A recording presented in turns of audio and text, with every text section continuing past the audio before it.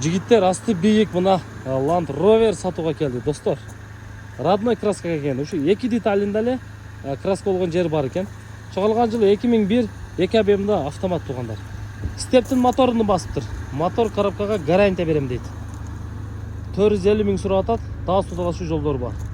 Аркаңкы балондорун жаңы салып коюптур. Алдыларын которуп коюш керек экен. 4 достор, бирок карданды үзүп коюптур. Документ жагынан так, даяныч жазып берем дейт. Таза 210 болсо, сунуштаңыздар доплата кошуп берет экен. Мына жагы барбы? Алмаштырып берилеби? Болду, мына айнегин алмаштырып берет экен. Азыр жүрүп турат машина. Техник абалы өтө жакшы экен, туугандар. Так, мына печкасын каратып коюш керек экен, печкасы иштебейт экен, достор. Лобоюнда трещинасы бар экен.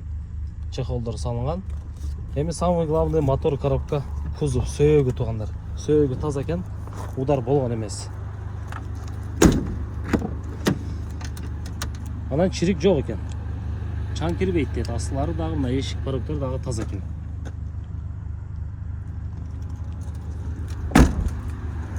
Байланыш номерин экранга коюп берем. Эсиге дагы толук маалымат алып, байланышып, содалашасыздар туугандар.